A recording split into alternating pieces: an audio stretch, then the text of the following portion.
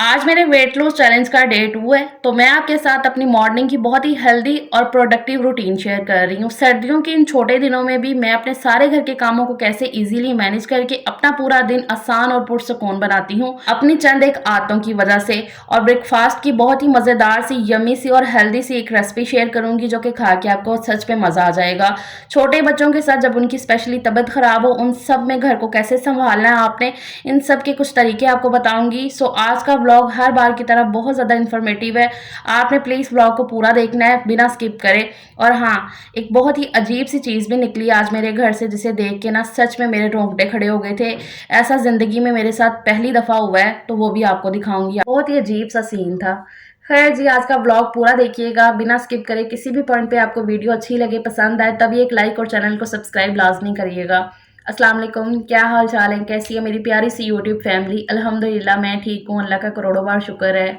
तो हाँ जी मेरी शेरनियों, कैसा चल रहा है आप सबका सफ़र। कल मुझे इतने कमेंट आया कि आप ही हम भी आपके साथ हैं इस सफ़र में, हम भी कर रहे हैं वेट लॉस। तो बहुत अच्छी बात है जी, हेल्दी लाइफस्टाइल के लिए ये सब करना तो बड़ा ही ज़्यादा ज़रूरी है।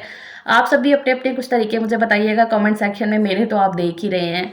अच्छा खैर जी, यहाँ पर सुबह के कोई 7 बजे का टाइम है। 7 बजे से पहले आ गई थी मैं, 5 मिनट 10 मिनट पहले आई थी छत पे, ताकि मैं अपना ब्लॉग यहीं से स्टार्ट करूँ। तो कैमरा लगाने में थोड़ा सा ज़रा टाइम लगता है ना, तो इसलिए उस टाइम को भी ना मैनेज करना होता है। तो इसलिए मैं ज़रा थोड़ा सा जल्दी आ गई। आज मुझे बच्चों का लंच बॉक्स भी इतना कोई हैवी नहीं बनाना था, फटाफट से वो भी बन जाना था, सिंपल सा था। तो इसलिए ना मैंने कहा कि आज मैं अच्छे से टाइम दे लूँगी, तो फिर शूट करने में भी ना ईजी हो जाएगा। वैसे तो दिल करता है कि इससे भी जल्दी आने को ऊपर, लेकिन ना तब ज़रा हल्का हल्का सा ना अंधेरा ही होता है। और दूसरा जो है ना, सर्दी भी काफ़ी होती है। लेकिन सच बताऊँ, सर्दी ना नीचे तक लग रही होती है, नीचे होता है ये छत पे जाना सर्दी बड़ी है, लेकिन जैसे ऊपर आओ ना तो वो एक हवा सी लगती है ना जिस्म को, तो उससे ऐसे एनर्जी सी आ जाती है अंदर। तो फिर बड़ा ही सुकून सा हो रहा होता है। हाँ, जब धुंध वाले मौसम आ जाएँगे ना, तब तो शायद थोड़ा मुश्किल हो, लेकिन अभी तो अच्छा लगता है छत पे आना। अच्छा, यहाँ पर ना मैंने अपनी वॉक स्टार्ट कर दी है। 15-20 मिनट की मैं वॉक करूँगी अच्छे से, और ये वॉक तेज़-तेज़ ही करनी है ताकि बॉडी पे असर पड़े, ज़रा पसीना निकल के आए ना, तभी असर पड़ेगा बॉडी पे। वैसे तो मैंने वीडियो को भी फ़ास्ट फॉरवर्ड किया हुआ, लेकिन फिर भी मैं तेज़ ही चल रही थी। पता है सबसे हेल्थी चीज़ पता क्या है? जो मॉर्निंग में सुबह का जल्दी आगाज़ है। अगर आप जल्दी उठ जाते हो ना, टाइम पे उठते हो, तो ये सबसे हेल्थी चीज़ है आपकी ज़िंदगी में।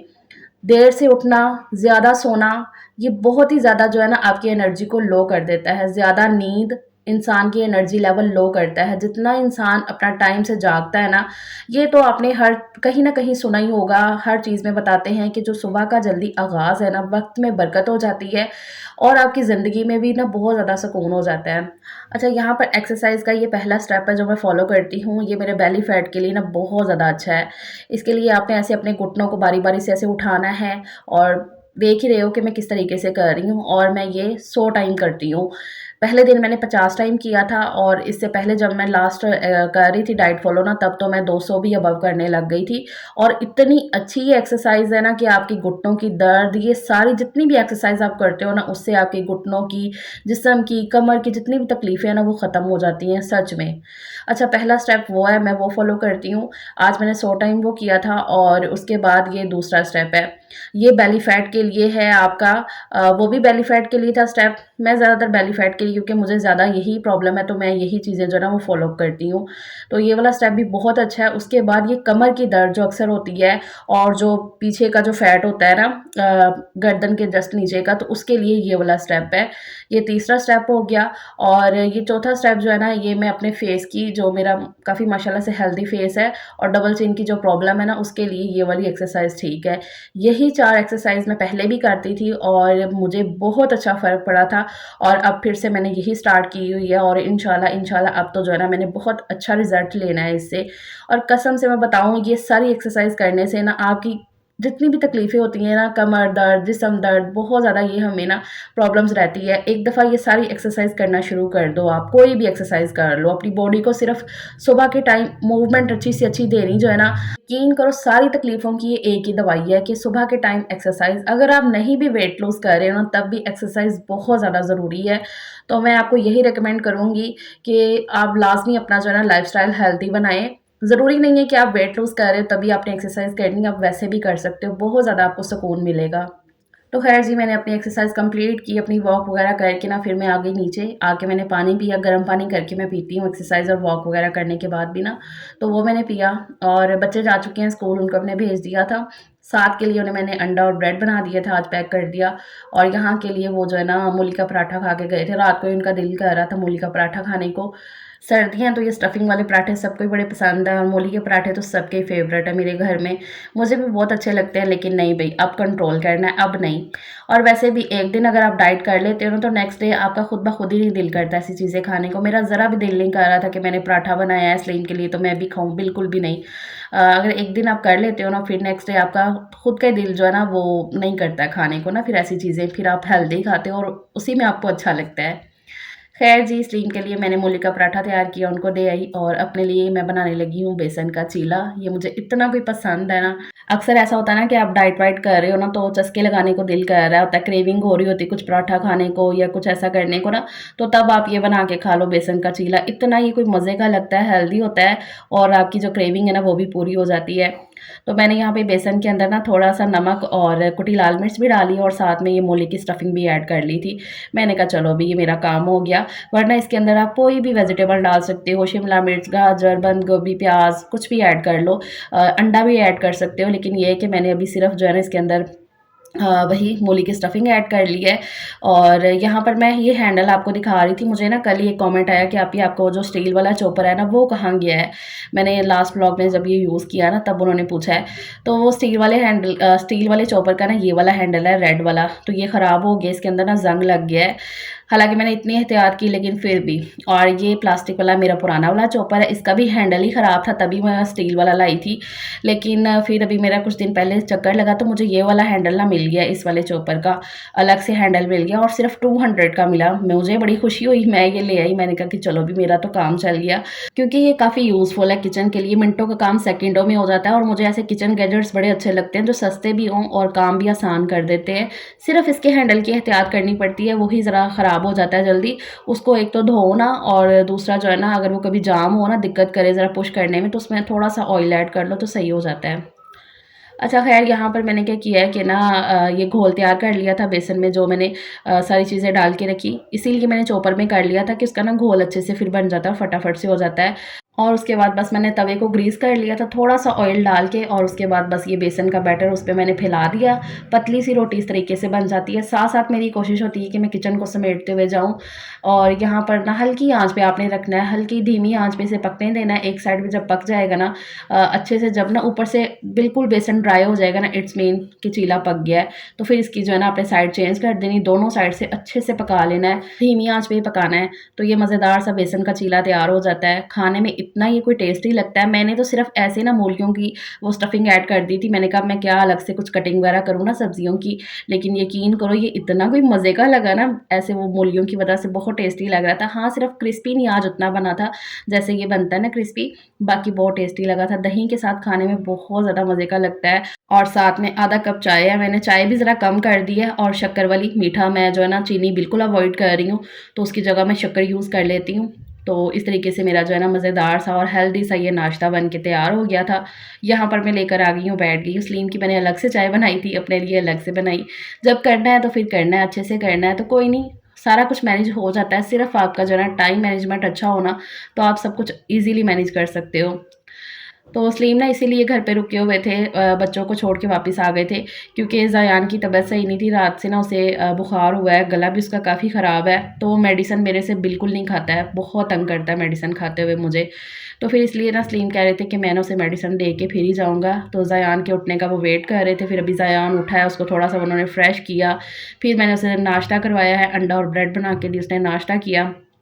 और फिर अभी जो ना उसे वो मेडिसिन दे रहे हैं। स्लीम से वो खा लेता है मेडिसिन, मेरे से वो बिल्कुल नहीं खाता है। खाएगा भी तो बहुत ज़्यादा रो के, परेशान करके, तो इसलिए स्लीम कह रहे थे कि मैं ना खुद ही उसे खिला के जाता हूँ। ऐसा भी नहीं है कि स्लीम उसे डाँटते-वाँटते हैं, नहीं, आराम से खा लेता है, लेकिन सिर्फ़ बस मुझे ही परेशान करता है, पता नहीं क्यों। और अल्लाह जाने ये मौसम कैसा अजीब सा चल रहा है ना कि बैठे बिठाए बच्चों के बिना ये तबीयत ख़राब हो जाती है। कल अच्छा भला था ज़यान, समझ ही नहीं आया कि शाम होते-होते उसकी जो है ना तबीयत इतना उसे बुखार हो गया। मैं कहती हूँ ये खुश्की वाली सर्दी जो है ना ये ख़त्म हो जाए, अल्लाह ताला बारिश बरसा देना, तो फिर ये सारे मसले मसाइल ना ख़त्म हो जाएँगे। कुछ भी बच्चा ऊट-पटांग खाते भी नहीं है। एक होता है ना कि भई बच्चे ने कुछ खा लिया ऐसा-वैसा, तो तब उसकी ऐसी तबीयत ख़राब होगी। कुछ भी नहीं उसने ऐसा-वैसा खाया, अगर बाहर से कोई चीज़ भी आती है ना, ज़्यादातर तो मेरी यही कोशिश होती है कि मैं बच्चों को ना घर में कुछ ना कुछ बना दूँ। फिर भी ज़यान के लिए बाहर से कोई ना कोई चीज़ आती है, लेकिन वो ऐसा वैसी नहीं है कोई चीज़, वो ज़्यादातर केक हो जाते हैं, जो बेकरी के केक वगैरह हो गया या इस तरह की जो ना आइटम्स ले आते हैं सलीम ना एक पैकेट बनवा के। लेकिन फिर भी उसका जो ना गला इतना ख़राब था ना, उसकी छाती और साथ में बुखार भी इतना तेज़ था। तो ज़ायान को भी लेकर बैठे हुए थे सलीम बाहिर ही, तो वो कह रहे थे कि ना ये ज़रा थोड़ा-सा सोने के मूड में आता है ना, क्योंकि दवाई दो ना बच्चे को तो फिर ऑटोमेटिकली ना उसे नींद आ जाती है, बड़े भी हो ना तो तब भी ऐसा होता है। तो फिर वो बाहर लेकर बैठे थे, इसलिए ना मैंने फटाफट से अंदर आके यहाँ पे रूम समेटना शुरू कर दिया। मैंने कहा मैं रूम समेट देती हूँ और फिर ना ज़ायान को अंदर लिटा देंगे। सर्दियाँ ना मुझे इस वजह से ना बड़ी अजीब-सी लगती हैं, जब ना खलारा ज़्यादा हो जाता है सर्दियों में, ये बिस्तरों को भी समेट-समेट के रखो, मतलब बिस्तरे भी होते हैं, फिर जो है ना जैकेट्स हो गई, स्वेटर्स हो गई, ये काफ़ी निकले हुए होते हैं। तो ख़ैर जब तक मैंने सारी समेटा-समाटी की तब तक ज़यान को भी नींद आ गई थी, फिर सलीम ने उसे सुला दिया। वो सुला के उसे फिर गए हैं शॉप पे, मुझे कहते हैं अब अपना काम जो है ना आराम से कर लो, लेकिन फटाफट से करो कि जब तक वो उठे ना तो तब तक आप फ्री हो जाओ। क्योंकि बच्चा जब ऐसे बीमार हो ना तब उसके मूड भी काफ़ी स्विंग होते हैं और फिर उसे होता है कि भई मुझे बस मम्मा या पापा कोई दोनों में से एक तो लाज़मी चाहिए, उसकी गोदी में मैं लेटा रहूँ। तो फिर ऐसे ज़यान भी करता है, तो इसलिए ना मैं फटाफट से अपने कामों में लग गई थी।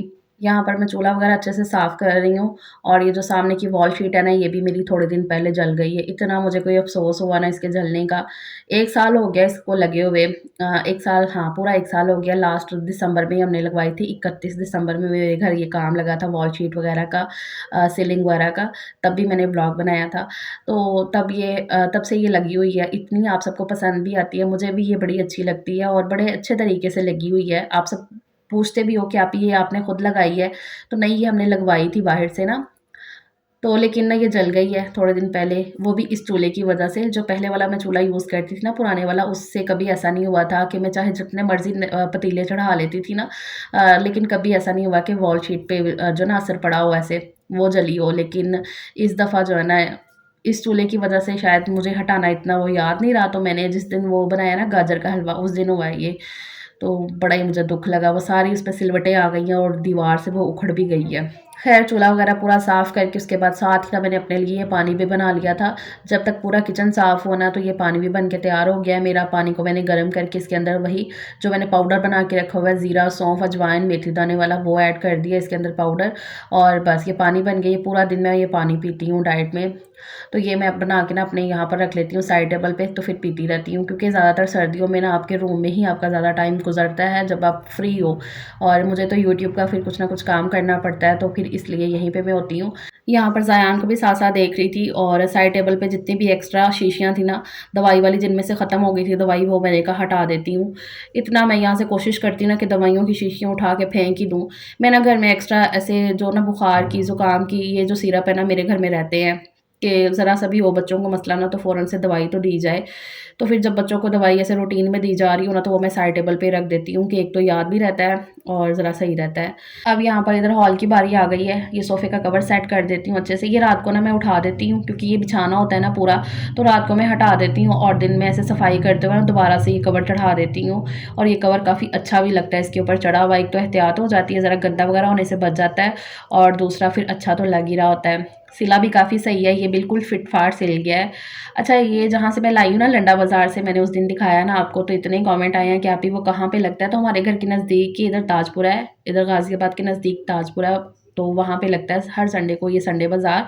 और मुझे लगता है कि हर शहर में, हर जो है ना थोड़े-थोड़े एरिया में ना ऐसे सस्ते बाज़ार लगते ही हैं। अच्छा ख़ैर सारा कुछ सेट वेट करने के बाद ना मैं झाड़ू लगा रही थी, तो झाड़ू मैंने ना जैसे अलमारी के नीचे लगाया ना, थोड़ा सा ही झाड़ू लगाया तो ये ना एक चीज़ निकल के आई बाहर। ये ना एक भालू टाइप बनी हुई थी छोटी-सी, जैसे वो होता नहीं है कोई भी लटकन वगैरह किसी चीज़ का हो, तो उसका ना ये भालू बना हुआ था। मेरे घर की किसी भी सामान का नहीं था। तो इसीलिए ना मैं देख के हैरान हो रही थी कि ये किस चीज़ का है, ये क्या है? पहले ना इसको मैंने पाँव के साथ ऐसे किया, तो पाँव पे तो मुझे कोई फ़ील नहीं हुआ। फिर ना मैं इसे हाथ से ऐसे देख रही थी, जब मैंने हाथ लगाया ना तो मेरे ना जैसे सुई चुभी मेरे हाथ पे। तो मैंने कहा इसके अंदर क्या सुई है? तो जब मैंने उसे ना ऐसे पकड़ा ना तो यकीन करिए ना सुइयों से भरा हुआ है। मैं वीडियो में नहीं उतना पता चल रहा, तो इसके अंदर ना आर-पार जैसे सुइयाँ हुई हैं और प्रॉपर ना एक भालू की शेप में लग रहा था। वीडियो में तो बिल्कुल वैसा नहीं लग रहा है। मैंने फ़ौरन से अम्मी को वीडियो कॉल मिलाई। मैं इतनी ज़्यादा ऐसे परेशान हो गई और बिल्कुल शॉक्ड, और मेरे रोंगटे खड़े हो गए कि ये क्या चीज़ है? सच बताऊँ तो मैं डर गई थी। ज़यान भी सोया हुआ था, अकेली थी मैं घर में। 15-20 मिनट तो मैं बैठ गई, पूरा ऐसे हैरान हो के ये क्या चीज़ है? कभी ऐसा नहीं हुआ मेरे साथ, कभी भी नहीं। अम्मी मुझे कहती है, "फ़राह हाथ ना लगाना, बस फेंक दो इसको", ये वो ना। तो बड़ी मुझे ना ऐसे परेशानी भी हुई, अजीब-सा ये सीन हुआ है मेरे साथ, कभी ऐसा नहीं हुआ, कभी मैंने नहीं देखा। और प्रॉपर उसके अंदर जैसे सुइयाँ लगाई हों और इस तरह का सीन था। पहले मैंने कहा कि नहीं, मैं आपके साथ क्या ही शेयर करूँ, फिर मैंने कहा नहीं, मैं करती हूँ आपके साथ शेयर, क्या इस चीज़ का मतलब है, मुझे कुछ समझ नहीं आ रहा। एक दफ़ा तो दिमाग में ये भी चीज़ आई कि हानिया ना काफ़ी क्रिएटिविटी करती है, तो मैंने कहा कि शायद उसने ना कोई सुई से ना ऐसा कुछ कर दिया, लेकिन वो एक सुई लगाती, इसमें 5-6 टोटल ऐसे सुइयाँ लगी हुई थी आर-पार, और बड़े अजीब से तरीके से लगी हुई थी। बड़ा ही मैं ना परेशान हुई। हानिया से भी रात को मैंने पूछा, और दूसरा ये मेरे घर में किसी चीज़ का है ही नहीं है। मतलब फर्स्ट टाइम मैंने ये चीज़ देखी। होता है ना कि किसी चीज़ का लटकन उतर के गिर गया हो, तो वो ऐसा हो गया है। नहीं था ये मेरे घर का। सोच-सोच के पहले तो मैं ज़रा थोड़ी परेशान हुई, फिर मैंने कहा कि चल छोड़, फ़रा जाने दे। और मैंने जो है ना तिलावत की कुरान पाक की, और उसके बाद सलीम आए, उन्हें बताया, और मैंने जो है ना घर में फिर लगा दी, कुरानी आयत लगा दी। इसके बाद मैंने व्लॉग तो कुछ नहीं फिर रिकॉर्ड किया। मैंने कहा आज इतना ही व्लॉग सही है, मॉर्निंग की रूटीन आपको दिखा देती हूँ। और बस मैंने डस्टिंग वगैरह कर दी थी, पूरा घर रीसेट हो गया है। बड़ी अजीब-सी चीज़ है, तो क्या इसका अब हल होगा? अल्लाह ताला भी खैर आफ़ियत रखे हम सब पे। सो दैट्स इट, अपना ख़्याल रखिएगा। ये मेरा आज का व्लॉग है। इंशाल्लाह कल मिलेंगे एक नए व्लॉग में। टेक केयर, अल्लाह हाफ़िज़।